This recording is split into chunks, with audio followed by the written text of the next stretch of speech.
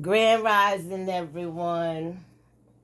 Today is Sunday, February. I guess it's that football Super Bowl Sunday. 'Cause I don't know the date, but I did hear today was the Super Bowl. But it's early. The boys have already left to go handle their business. And before I get started doing anything, if I do anything, because it's raining, it's a really dreary day. So I don't know if I'm even going to do anything today. But before I do get started, I wanted to get this off of me. I wanted to share this because, the Bible speaks that we know a tree by the fruit that it bears. That has a few different meanings. It's not just stuck to one thing. So I want to give an example of how I see it.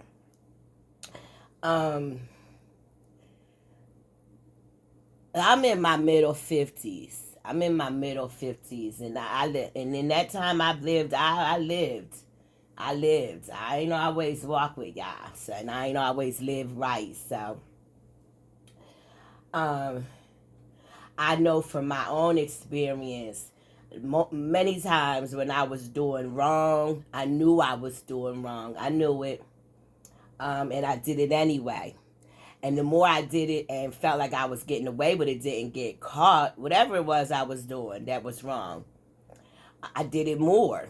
I kept doing it. It wasn't until um, eventually getting caught that made me stop.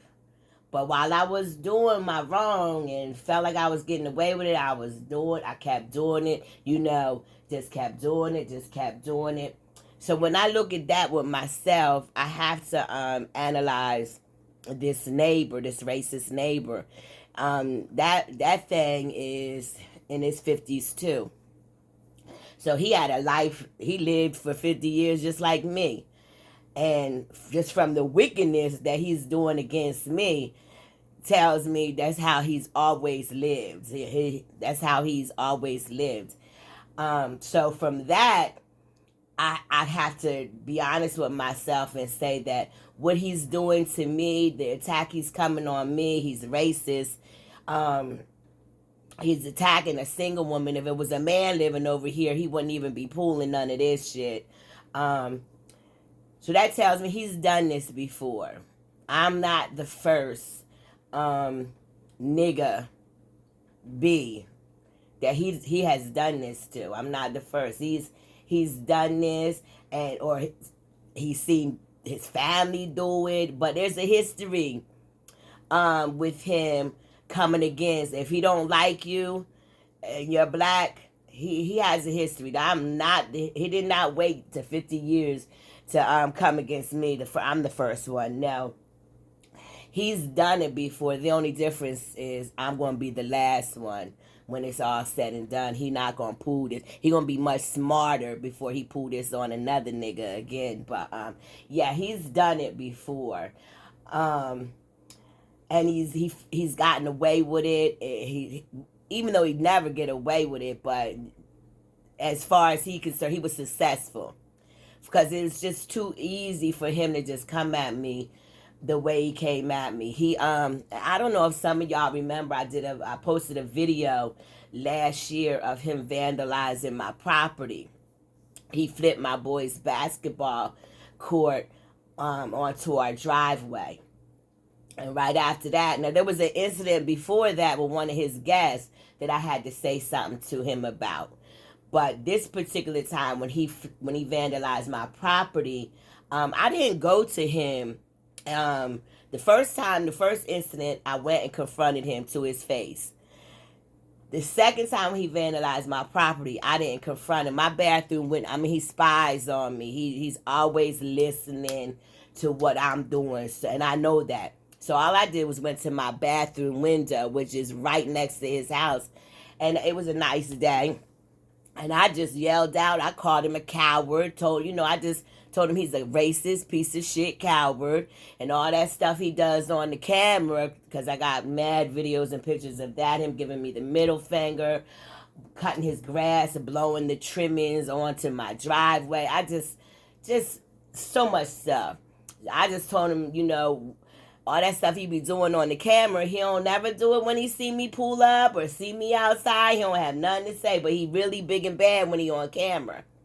So he got mad about that. He got angry because I was calling his name out. I was being really loud out my window.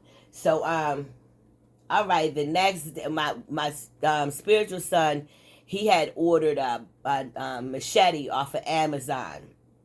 And the next day it had came in, we were doing yard work. I had him in the front yard doing yard work. So my spiritual son was outside with his new machete, and he was swinging it around, and and I got pictures of all that. Well, I never seen the racist. I never seen him outside, but a piece of my property sits like three feet of my property sits off of his property, where his garage and his front door is, and he sits in his garage spying and listening. But I never seen him that day when we was out there. But I'm not stupid. I know he watches me. He's a pervert. So I knew he was somewhere watching, but I never seen him. So my spiritual son was out there with his machete. I was like, "Oh, let's see how sharp it is." We were talking about it. And that was that. The yard, we did the yard, we came to the house, that was that. That's when the next day, the police come to my house and served me with a protective order that the racists took out on me. They didn't tell me they just served me with a protective order, never told me what I did. Because a protective order to me means you had an encounter with the person, you threatened or you whatever. But that never happened. So I didn't know what it was. I didn't know. I was just being served. So later that evening, different set of cops come back to arrest me out my house. Still wouldn't tell me what I was even being arrested for. So they took me out of the house, put me in the back, handcuffed me, put me in a police car, take me down to the magistrate's office. Well, before I get in there, they booked me. They mug shot me, fingerprinted me, processed me in, and then I go to the magistrate. When I get in there, that's when I find out that he took a charge out on me, saying that I swung the machete at him. So I asked the magistrate. Now, see, it was the magistrate's decision on whether to lock me up and I have to bond myself out or send me home with a court date. And praise God, the magistrate sent me home with a court date, because that night, the racist didn't expect me to come home. He expected me to get locked up. That's what he wanted. But when I got back from the police station and all that, he had a party. He had friends over to witness what he did to me. They were all outside watching. So he had a party when he did this. But let me tell you, the cop was involved, because when we was at the magistrate office, I asked the magistrate, "Can I have a copy of the complaint?" So I got a copy of it, but it was written. But before I went in to see the magistrate, when they were booking me, because I have another charge, I had another charge that I went to court for and all that, for brandishing my gun, and I didn't get arrested. The cops just came here, served me with the court date and all that, told me what I was being charged for and all that.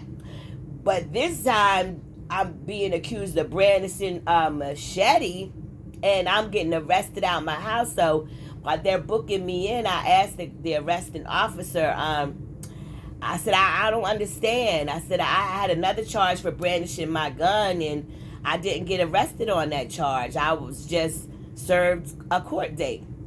I said, so why am I and this is a machete, brandishing a machete. Why am I getting arrested? So the cop said, it's the cops' decision that took the complaint. It was the officer's decision to have me arrested that took the racist complaint.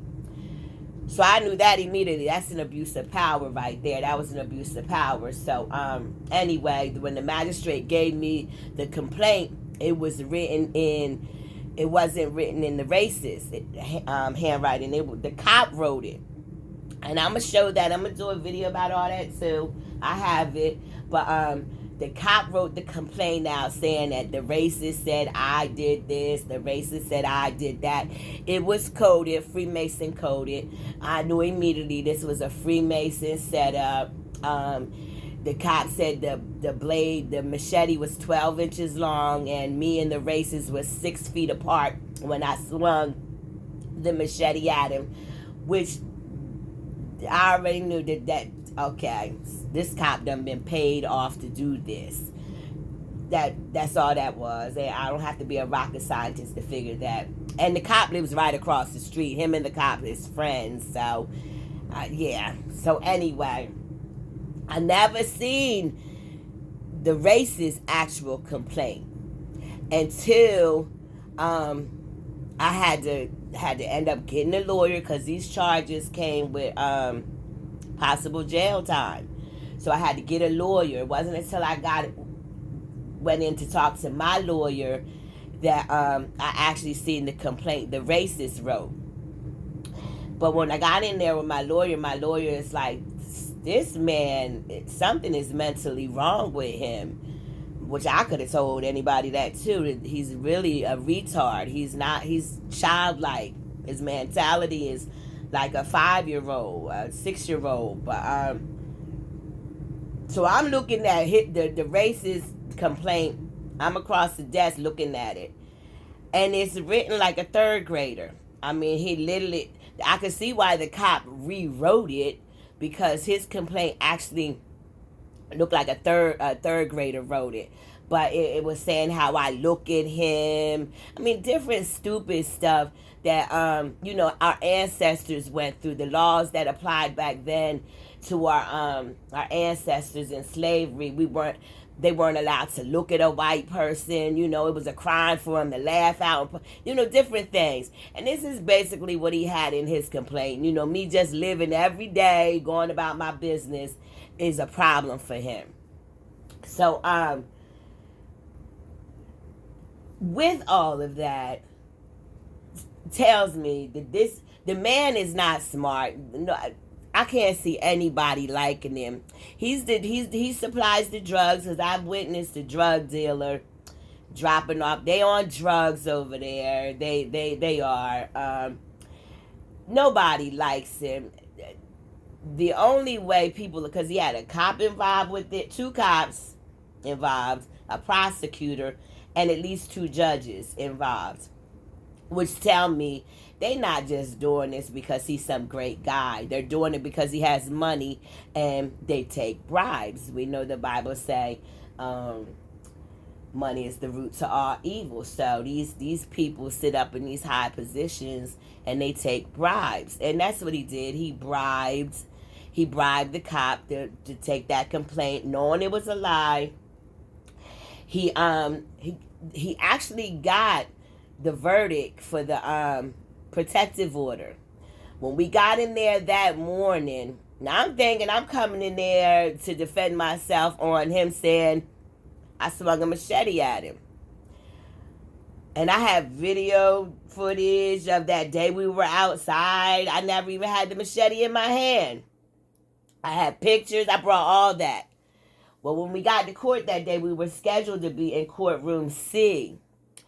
We sat in courtroom C. The judge that was in there, as soon as she, whatever about my paperwork, excuse me, whatever about my paperwork, as soon as she read my name off, she said, I'm sending this over to courtroom B.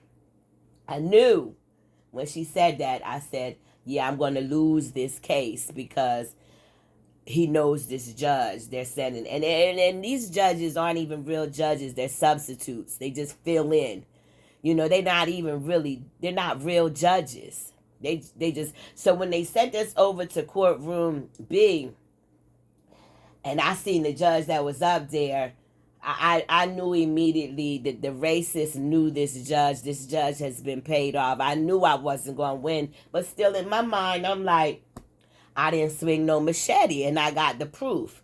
But when we get up there, and this judge had a big old brown. I could see he was picked on as a kid because he had a big birthmark on his face that looked like shit. It was brown. It looked like shit. And he was arrogant, and all the color folks that was coming before him, he just was disregarding them like nothing. And he was sitting up there high and mighty and proud. I mean, you had to witness it to see it. But when we get up there, I could tell these two knew each other, and they were acting. I could see right through it. But the judge didn't want he didn't want to see none of my evidence, none of my video, none of my, I brought a witness with me. He didn't even want the witness to talk. So he let the racist say his complaint. Now, like I said, I thought I was in there to defend myself against, swinging this machete he said I swung. But he gets up there and he says that he wants me to move. He don't want to live next to me. He owns his house. I don't own my house. I don't cut my grass. He's had to call the city on me because my grass be too high. I don't cut it. He said that I tried to burn his house down, and he had to call the fire marshal out there. None of this has ever happened, but this is what he says in court. He says my music, he don't like the music that I play, and I showed y'all the video of that. He admitted that I knew he was cutting my music off because that's just what he stood in court and said, that he has a problem with the music I play. So when the judge asked me what is my response to what he's saying, I don't have no response. None of that, man, matters. I'm in my mind thinking we here for this machete charge. So the judge didn't want to hear. He says, I'm going to give him the 2-year protective order. So I knew the judge was paid off. So at least he's paid off at least one judge. He had a prosecutor and 2 cops and another judge on his side, because we've been to court 3 times. But the last time in January when we went, that judge wanted to find me guilty, but she couldn't because the power of Yah. The last 2 court dates, I was found not guilty by the power of Yah. I mean, he don't have a problem getting up there and lying. Now, this last court date, he got up there and said, I called him a faggot. Now, with this protective order, I'm not supposed to make any contact with him. Well, contact with him is standing out there arguing with him, saying his name. I know how to make contact without making contact. So he got in court and said that I said his name and called him a faggot, which I know is a lie. I know is a lie because I gave him when I refer to him, I use a whole name I made up about him. I don't say his name because I know that I'm always being recorded when I go outside, because right after the judge gave him the protective order, he brought ADT in there. He set cameras up that face my. So anytime I'm outside, he's watching me. He's listening to me. So I don't even use his name because I don't want to be caught saying his name on camera. So I gave him me and my boys call him by this name I made up about him. So I'm smart enough to know that. So I'm sitting there when he says that I said his name and I called him a faggot. I'm like, yeah, that's a lie because, like I said, I don't even say his name. I made up a name for him. So then he brings a cop up there. The cop lies. I'm looking like, yeah, but I know he paid the cop. The prosecutor, my son recognized her. He's like, Mom, she be going over their house. So it was all a setup, but the power of Yah, that judge was angry. Because when I testified, I'm like, I am not that stupid. I know how this protective order works. What he's saying is I did not say what he said I'm saying. I'm not that stupid. Now, I'm just going to be honest. I called him a faggot, but I didn't say his name. I could have been talking to anybody. But that's why he got up there and lied and said I said his name, because he knew he couldn't just say I was saying faggot, So, and the judge knew it. The judge knew it. She was so angry that she gave me a lecture, that this gonna work this time, but it ain't gonna work next time. Gave me a lecture because she knew I did it, but I didn't say his name. But she found me not guilty. So that was in January, this last time we went. But me just witnessing what I'm going through with this racist, and I've always been a history buff, and I've always been interested in slavery and what our people went through and had to deal with these people. Even my grandmom said, she was born in the 1908 or somewhere in the early 1900s, and she lived in Virginia, and they weren't allowed to look at white people when they were out, even in the night after slavery. My grandma said that if they were walking down the street and they're on the sidewalk and white people are coming, they had to step off the sidewalk. So I've always been into how these people think and how they did our people. So what I'm dealing with this racist tells me he has done this before. He probably has been successful on having a nigga locked up on a lie. Because it just was so easy for him to just lie throughout this whole thing. I mean, he got a problem getting up there and just lying. It's really amazing. So this tell me he's done it before and it worked. He probably has had people. Somebody probably got a criminal record all because of this man's lies. But the buck stops here. Yah has prepared me for this battle my whole life. So, but he got comfortable. He done it before. Probably felt like he got away with it, and because you could see when he started this whole process with calling the cops on me, because he knew I had a warrant, because he took a false charge out on me, of the violation of the protective order. That's what we went for in January. He said I violated protective order by calling him a faggot. And he knew that was a lie. So, but he had the cops knocking. Like I said, I don't open the door, but he had the cops coming. If he would see me outside in the backyard, he would call the police because he knew I had a warrant on me. He knew I had a warrant because he lied. So he was doing everything. Everything he's come at me with was to have me locked up, put in jail. That his whole attack with all this is to have me locked up. And you can see when all summer he was proud and boastful and just proud. But it didn't go his way. He wasn't so proud in the last 2 court hearings when I walked out with not guilty. He wasn't so proud then, but that don't mean he gave up. He's still trying. He ain't giving up. He's still trying to have me locked up. I'm smart enough to know that. But I say all that to say that's the Bible say these people are our natural enemies. God gave them over to that hate in their heart for us. And it's generations. It's like we got generations of shit. They got generations. It's passed down. That hate is naturally passed down. And we know a tree by the fruit it bears. And if this is what this tree is bearing right now, that means it's always bear this type of fruit. So I am not the first Negro. And these white men are good for coming after a black woman. They good to raise up after a sister. It's pathetic. Which I know I could beat him up.